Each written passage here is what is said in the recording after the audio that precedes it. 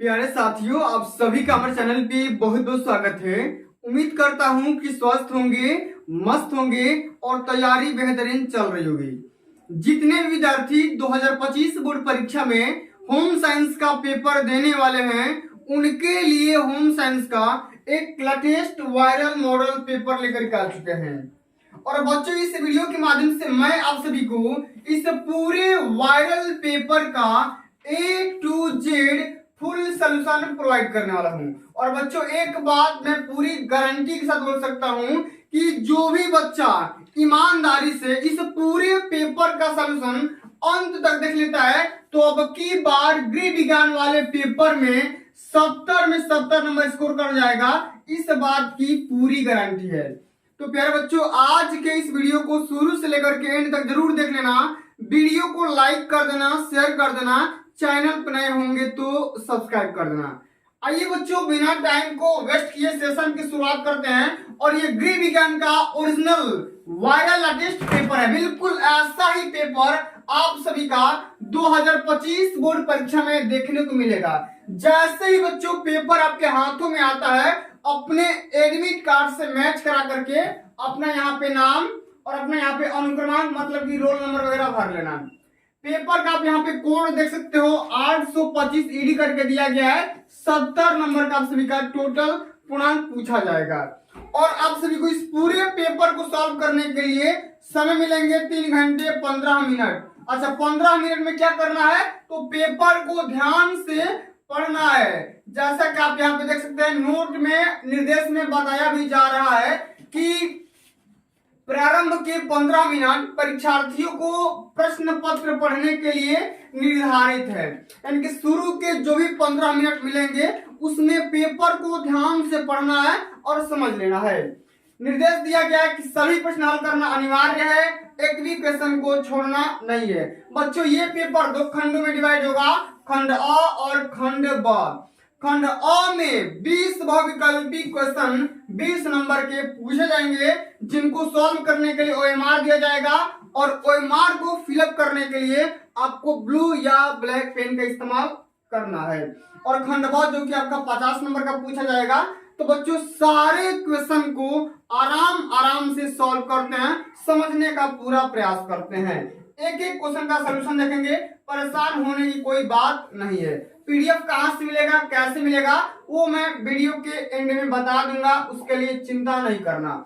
चलिए, हमारा पहला क्वेश्चन पूछा गया मेरे भाई कि आंखों की सुरक्षा के लिए, आंखों की सुरक्षा के लिए, ठीक है ना, कोई दिक्कत है नहीं, वैसे रहता है, ठीक है। आंखों की सुरक्षा के लिए कौन सा विटामिन आवश्यक होता है, ठीक ना।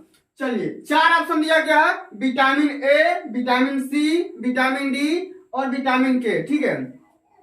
4 ऑप्शन दिया गया है, ध्यान से समझिएगा।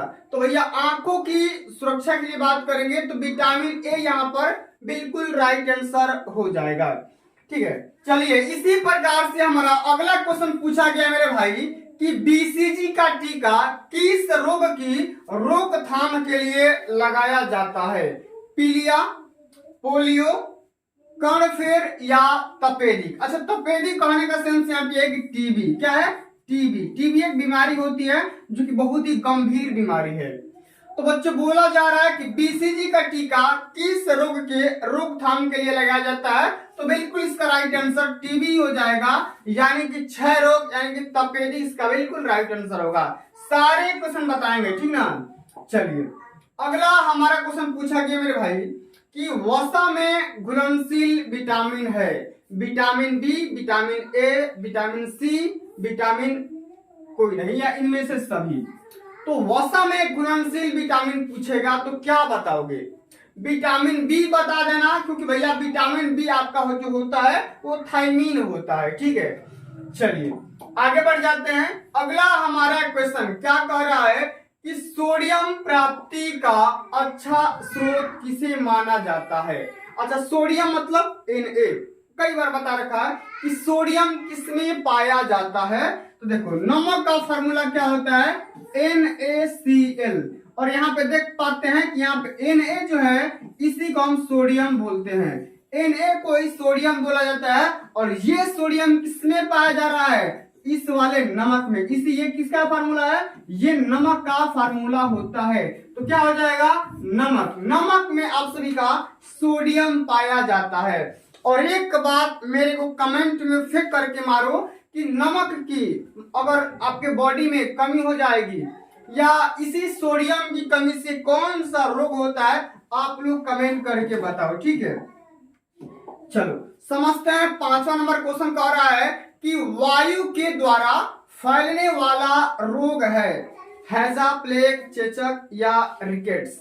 तो बच्चों बात करेंगे हवा के द्वारा या वायु के द्वारा फैलने वाला रोग हो जाएगा चेचक। क्या होगा, चेचक बोलते हैं। अच्छा चेचक क्या है, तो चेचक में जो आपका स्किन पे ये रोग होता है, चकता टाइप का पड़ जाता है और भाई बहुत प्रॉब्लम होती है, ठीक है। चलिए आगे समझ लेते हैं। अगला हमारे क्वेश्चन क्या कह रहा है कि जल का रासायनिक सूत्र क्या होगा। अच्छा जल का, पानी का, वाटर का पूछ रहा है, तो क्या होता है, H2O होता है। क्या होता है, H2O होता है, यानी कि सेकेंड ऑप्शन यहाँ पे बिल्कुल राइट आंसर हो जाएगा, ठीक है। चलिए आगे समझ लेते हैं। एक स्वस्थ सामान्य व्यक्ति के शरीर का तापमान होता है, मतलब कि देखो सारे जो ऑप्शन है फ़ारेनहाइट में दिया गया है। आप तो सेल्सियस में याद किए होंगे, मेरे को पता है कि 37 डिग्री सेंटीग्रेड आप याद कर चुके होंगे, लेकिन भैया यहाँ पे फ़ारेनहाइट में दिया गया है, तो फ़ारेनहाइट में कितना होता है 98.6। क्या होता है 98.6 डिग्री फ़ारेनहाइट होता है। सी ऑप्शन यहाँ पे बिल्कुल राइट आंसर हो जाएगा।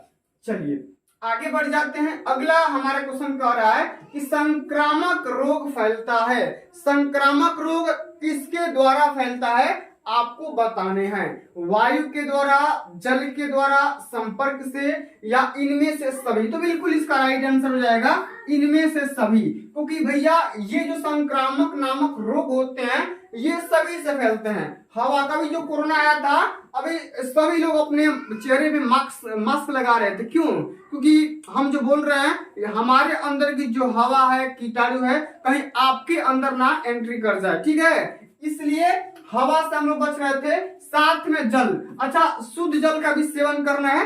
कई सारे रोग होते हैं जो कि जल के माध्यम से फैल जाते हैं, ठीक है। और यहाँ पे संपर्क से, अभी सरकार कोरोना के आने की वजह से सोशल डिस्टेंसिंग का फॉलो करवा रही थी कि हर इंसान अपने से कम 2 मीटर 2 मीटर की दूरी बना करके और बात करेगा।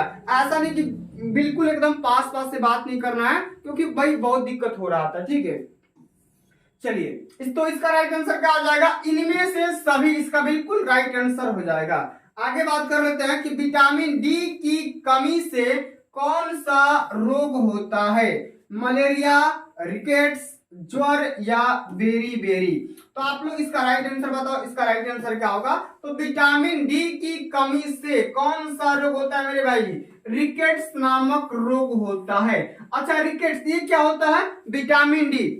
देखो विटामिन जो डी होती है कहां पर पाया जाता है, सभी को पता होगा मेरे बच्चों, ठीक है। ये विटामिन डी सूर्य की रोशनी से मिलती है, और जब सूर्य की रोशनी प्रॉपर में नहीं मिल पाएगी तो क्या होता है, हाथ पैर दुबला हो जाता है और इंसान क्या होता है, दुबला पतला जैसा दिखाई देने लगता है, ठीक ना। तो हमें कहीं ना कहीं सूर्य की रोशनी भी बहुत ही ज्यादा मात्रा में लेनी चाहिए। घर में हमेशा दिन रात नहीं रहना चाहिए, ठीक है, वरना विटामिन डी का शिकार हो जाओगे, हाथ पैर दुबले हो जाएंगे भाई, चलने में बहुत दिक्कत हो जाएगी। चलिए आगे समझ लेते हैं कि विश्व पर्यावरण दिवस कब मनाया जाता है, यानी कि इंटरनेशनल, अगर हम बात करेंगे अंतरराष्ट्रीय या वर्ल्ड इन्वायरमेंट डे कब मनाया जाता है, तो भैया 4 ऑप्शन दिया गया, 5 जनवरी, 5 मार्च, 5 जून या 5 जुलाई। तो विश्व पर्यावरण दिवस के बारे में बात करेंगे तो कब मनाया जाएगा, ये भैया हर साल 5 जून को मनाया जाता है। सी ऑप्शन यहाँ पे बिल्कुल राइट आंसर हो जाएगा, ठीक है। चलिए आगे समझ लेते हैं। अगला हमारा बहुत ही प्यारा क्वेश्चन पूछा जा रहा है कि लौह तत्व की कमी से कौन सा रोग होता है? बेरी रतौंधी, एनीमिया या स्कर्वी। अच्छा, लौह तत्व कहने का सेंस यहाँ पे क्या है? लोहे की कमी से। अच्छा, हम सभी को पता होगा भाई, हमें करंट क्यों मारती है? क्योंकि हमारा जो भैया ब्लड होता है ना, ब्लड, इस ब्लड में आयरन होता है। आयरन मतलब Fe होता है। अच्छा, इसी आयरन की वजह से जो हमारा ये खून है, ये विद्युत का कंडक्टर बन जाता है, सुचालक बन जाता है। अच्छा, इसी आयरन की कमी से कौन सा रोग हो जाएगा? तो भैया ये हो जाएगा एनीमिया। क्या हो जाएगा? एनीमिया नामक रोग हो जाता है। तीसरा ऑप्शन यहाँ पे बिल्कुल राइट आंसर हो जाएगा। चलिए आगे बढ़ जाए। अगला हमारा क्वेश्चन क्या कह रहा है? देखो, विटामिन से क्वेश्चन है। विटामिन से क्वेश्चन हमेशा पेपर में टपकते हैं। सारे क्वेश्चन का निपटारा करेंगे। विटामिन सी का सबसे अच्छा स्रोत किसे माना जाता है? जल्दी जल्दी कमेंट में फेंक करके मारो, क्या हो जाएगा? हरी सब्जी, दाल, दूध या खट्टे फल? तो मेरे प्यारे भाई, विटामिन सी का जो सबसे अच्छा स्रोत माना जाता है वो खट्टे पदार्थ यानी कि खट्टे फल को माना जाता है। क्योंकि देखो, जो भी आपका संतरा होता है, नींबू होता है, आम होता है, ठीक ना, इमली होता है, इन सभी में विटामिन सी प्रचुर मात्रा में पाया जाता है। यानी कहीं ना कहीं ये सभी पदार्थ खट्टे फल के अंतर्गत आएंगे। ठीक है, तो हमारा कौन सा ऑप्शन सही हो जाएगा? ऑप्शन हमारा डी बिल्कुल यहाँ पे राइट आंसर होगा। चलिए आगे समझते हैं। अगला हमारा क्वेश्चन क्या कर रहा है? सारे क्वेश्चन देखेंगे। देखो, अगला हमारा क्वेश्चन ये कह रहा है कि नवजात शिशु। अच्छा, नवजात शिशु कहने का सेंस क्या है? जो अभी अभी जन्म लिया हो, जो अभी अभी पैदा हुआ है, जिसकी अवस्था 0 से लेकर के 1 महीने तक का है। जिसकी उम्र कितना है? 0 से लेकर के 1 महीना। तो नवजात शिशु का प्रति मिनट हृदय दर होता है। अच्छा, प्रति मिनट कहने का मतलब 1 मिनट में उसकी जो धड़कन होती है, जो नाड़ी होता है, नब्ज होता है, कितना बार धड़कता है, ये आपको बताने हैं। चलो यहाँ पे ऑप्शन दिया गया 70 से 190 बार, 80 से लेकर 160 बार, 80 से लेकर के 120 बार और 80 से लेकर के 130 बार। तो बच्चों बात करेंगे जो भी आपके नवजात शिशु होते हैं, यानी कि जिनकी अवस्था 0 से 1 महीने की होती है, इनका जो हृदय का प्रति मिनट जो स्पीड होता है वो मिनिमम, देखो, मिनिमम 80 जाएगा और मैक्सिमम आपका 160 तक जा सकता है। यानी कि 80 से लेकर के 160, यही अप्रॉक्स यहाँ पे ऑप्शन सही हो जाएगा। बी ऑप्शन यहाँ पे सही हो जाएगा। और आप लोग मेरे को ये बताओ कि भैया सामान्य व्यक्ति का नाड़ी या हृदय का स्पीड कितना होता है, वो प्रति मिनट में बताना है। 1 मिनट में कितना बार धड़कता है, आप लोग कमेंट में फेंक करके मारो। चलो आगे समझते हैं। अगला हमारा क्वेश्चन कह रहा है कि क्षय रोग किस जीवाणु के द्वारा फैलता है? अभी मैंने आपको क्या बताया? क्षय रोग, जिसे तपेदिक कहा जाएगा। क्या आ जाएगा? तपेदिक आ जाएगा, या इसी को हम टीबी बोलते हैं, ठीक ना, इसी को हम टीबी बोलते हैं। तो टीबी, ये जो टीबी नामक रोग है, किस जीवाणु के द्वारा फैलता है? मतलब किस जीवाणु के अंदर एंट्री हो जाने की वजह से आपको महसूस होगा कि आपको टीबी हो गया है? बैसिलस, अमीबा, वायरस या क्यूलेक्स? तो भैया जल्दी से कमेंट करके बताओ कि इसका राइट आंसर क्या हो जाएगा। क्या हो जाएगा? तो आप लोग कमेंट करके बताओ इसका राइट आंसर क्या हो जाएगा। बैसिलस होगा कि क्यूलेक्स होगा कि अमीबा होगा कि वायरस होगा? ठीक है, तो क्या हो जाएगा? बैसिलस हो जाएगा। ऑप्शन नंबर हमारा पहला इसका राइट आंसर हो जाएगा। एक बार गूगल जरूर करना इस क्वेश्चन को, ठीक है। चलिए आगे समझते हैं। अगला हमारा क्वेश्चन क्या कह रहा है कि क्वाशियोरकर नामक रोग किसकी कमी से होता है? वसा, खनिज लवण, प्रोटीन या इनमें से सभी? तो क्या हो जाएगा? प्रोटीन की कमी से क्वाशियोरकर नामक रोग हो जाता है। अगला हमारा क्वेश्चन क्या कह रहा है? 1 ग्राम वसा कितनी कैलोरी एनर्जी देता है? अच्छा, ऊर्जा का मात्रक क्या होता है? आप सभी को पता होना चाहिए। क्या होता है ऊर्जा का मात्रक? ऊर्जा का मात्रक होता है जूल। क्या होता है? जूल होता है, ठीक ना। और यहाँ पे हम बात करेंगे किलो कैलोरी होता है या कैलोरी भी होता है? क्या होता है? कैलोरी भी होता है, ठीक है ना। तो यही पूछ रहा है मेरे भाई कि 1 ग्राम वसा कितने कैलोरी एनर्जी देता है? 4 कैलोरी, 8 कैलोरी, 6 कैलोरी या 9 कैलोरी? तो बिल्कुल इसका राइट आंसर हो जाएगा 9 कैलोरी। क्या हो जाएगा? 9 कैलोरी। डी ऑप्शन यहाँ पे बिल्कुल यहाँ पे राइट आंसर होगा। अब आगे देख लेते हैं, अगर हमारा क्वेश्चन क्या कर रहा है कि टाइफाइड फैलाने वाला जीवाणु कौन सा है। टाइफाइड, टाइफाइड क्या है? एक मियादी बुखार जिसको बोलते हैं। अब ये जो मियादी बुखार होता है किसकी वजह से फैलता है आपको बताना है। इसका राइट आंसर हो जाएगा साल्मोनेला टाइफी। बिल्कुल यहाँ पे राइट आंसर सेकंड ही होगा, ठीक है। टाइफाइड है तो टाइफी से याद कर लो, जिस ऑप्शन में टाइफी दिखेगा उसी पे भाई चले जाना, टिक कर देना, ऑप्शन सही हो जाएगा। चलिए आगे देख लेते हैं, अगला हमारा क्वेश्चन क्या कर रहा है कि भोजन में किस पोषक तत्व की कमी से, ये देखो घेघा है, क्या है ये, घेघा नामक रोग हो जाता है, बताना है।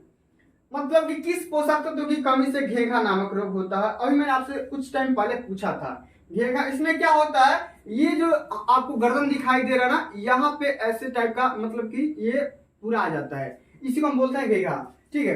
प्रोटीन की कमी से, आयोडीन की कमी से, कैल्शियम की कमी से या वसा की कमी से। तो मेरे प्यारे भाई आयोडीन की कमी से, आयोडीन की कमी से कौन सा रोग होता है, ठीक है, किसकी कौन सा रोग होता है, घेघा नामक रोग। और आयोडीन किसमें पाया जाता है, ये नमक में पाया जाता है, NaCl में, यही आप सभी का आयोडीन पाया जाता है, ठीक है। चलो आगे समझ लेते हैं, अगला क्वेश्चन क्या कर रहा है कि विटामिन बी को क्या कहते हैं। विटामिन बी को क्या कहते हैं, थायमिन, राइबोफ्लेविन, नाइसिन या फोलिक एसिड। तो क्या कहेंगे, बिल्कुल इसका राइट आंसर थायमिन हो जाएगा, पहला ही ऑप्शन सत्य होगा। करे कि हड्डी की मजबूती किस तत्व के कारण होती है। ये जो हमारी बोन्स होती है, हड्डियां होती है, किसकी वजह से या किस पदार्थ की वजह से प्रचुर होती है या मजबूत होती है, आपको बताना है। लौह तत्व की कमी से या लौह तत्व की वजह से, प्रोटीन, कैल्शियम या सोडियम। तो बिल्कुल इसका राइट आंसर होगा कैल्शियम। क्या हो जाएगा, कैल्शियम हो जाएगा। सी ऑप्शन आप सभी का बिल्कुल यहाँ पे राइट आंसर हो जाएगा, ठीक है। चलिए अब मेरे प्यारे बच्चों आगे बात करेंगे खंडवा का सॉल्यूशन। अब ये जो सेक्शन होता है ना, ये 50 नंबर का पूछा जाता है। कितने नंबर का, 50 नंबर का। तो सारे क्वेश्चन को आराम आराम से देख लो, ठीक है, समझ लो, और इसको तैयार भी करना है, तभी जाकर के 70 का 70 टारगेट पूरा होगा, ठीक है। चलिए यहाँ पर निर्देश दिया गया है कि प्रश्न संख्या 21 से लेकर के 26 तक अति लघुत्तरी है और प्रत्येक प्रश्न का उत्तर अधिकतम 25 शब्द में देना है। हर क्वेश्चन 2 नंबर का रहने वाला है। हमारा क्वेश्चन कह रहा है कि बजट बनाने का मुख्य उद्देश्य क्या। अच्छा, हम बजट क्यों बनाते हैं, इसका मेन लॉजिक क्या है। तो देखो, कोई भी फैमिली है, उसका सदस्य होते हैं, किसी फैमिली के जो सदस्य होते हैं और ये अर्निंग करते हैं, कमाते हैं। तो भैया मान लो आपकी फैमिली की अर्निंग कितना है, 5000 रुपया प्रति मंथ है, ठीक है। एक महीना में आप 5000 कमा रहे हो, 50000 कमा रहे हो, लेकिन इनकम के हिसाब से आप सभी का खर्च होना स्टार्ट हो जाता है। जितना ज्यादा कमाओगे, जितना कम कमाओगे, उसी में से आपका खर्च होना स्टार्ट हो जाएगा। अब इस खर्च के हिसाब से आप कितना कमाओगे, कितना कमाने के बाद खर्च हुआ, अब कितना बचत करोगे, सेविंग करोगे। तो खर्च का और बचत का प्रॉपर कॉम्बिनेशन बनाने के लिए हम क्या करते हैं, एक बजट तैयार करते हैं। क्या करते हैं, एक बजट तैयार करते हैं। क्यों, क्योंकि इसी अर्निंग के हिसाब से कहीं बजट फेल ना हो जाए। एजुकेशन पे कितना खर्च करना है, मनोरंजन पे कितना खर्च करना है, मकान पे कितना खर्च करना है, फैशन पे कितना खर्च करना है, सारी चीजों का एक बजट होता है, ठीक है। तो हम इस बजट इसलिए बनाते हैं कि कहीं हमारा खर्च इस इनकम के पार ना कर जाए, ऐसा कहीं हम खर्च ना कर दे ताकि हमें कर्ज लेना पड़ जाए, ऐसा नहीं सोचते हैं, ठीक है। तो हम इसी अपने खर्च के हिसाब से अपने इनकम के हिसाब से अपने खर्च को करने के लिए हम क्या करते हैं, एक बजट तैयार करते हैं, ठीक है, कि इसी बजट के हिसाब से हमें काम करना है और हमें इतना खर्च करना है और इतना हमें सेविंग करना है, बचा लेना है, इसलिए हम बजट बनाते हैं, ठीक है। समझ आ गया। चलिए अगला हमारा क्वेश्चन कह रहा है कि पर्यावरण प्रदूषण। देखो भाई पेन टपक गया, मतलब क्वेश्चन पेपर में टपकेगा, ठीक है। चलो कह रहा है कि पर्यावरण प्रदूषण के कारण लिखिए। ये जो हमारा भैया इन्वायरमेंट होता है, किसकी वजह से पॉल्यूटेड होता है, किसकी वजह से गंदा होता है। तो भैया सबसे मेन जो कारण है, सबसे मेन कारण क्या है, सबसे पहले कंपनी। क्या है, सबसे मेन कारण है कंपनी। ये जो जितनी भी कंपनियां हैं कहीं ना कहीं हमारे वातावरण को दूषित करती है, ठीक है। और हम क्या बात करेंगे, वन की कटाई, क्या करेंगे, वन की कटाई, ठीक है। उसके बाद हम बात करेंगे वन को काट करके सड़क बनाओ, ठीक है। कहीं ना कहीं कंपनियों को बस शहरीकरण कर दो, ठीक है। पूरा जंगल है उसको काट करके शहरीकरण कर दो। तो आप सभी को पता ही होगा भाई शहर वाले कितने साफ होते हैं, ये कोई समझाने वाली बात नहीं है। तो ये सभी रीजन होते हैं, इनकी वजह से ही हमारा ये पर्यावरण होता है दूषित हो जाता है, ठीक है। चलिए भाई आगे बढ़ जाते हैं। अगला हमारा क्वेश्चन क्या कर रहा है कि चेक कितने प्रकार के होते हैं। तो कई बार मैंने बता रखा है, सिंपल चेक होता है, रेखांकित चेक होता है, गिफ्ट चेक यानी कि उपहार चेक भी होता है, तमाम प्रकार के चेक होते हैं। उन सभी के बारे में बस कर लिखिए तो काम हो जाएगा। अच्छा अगला क्वेश्चन क्या है कि मोच के लक्षण लिखिए।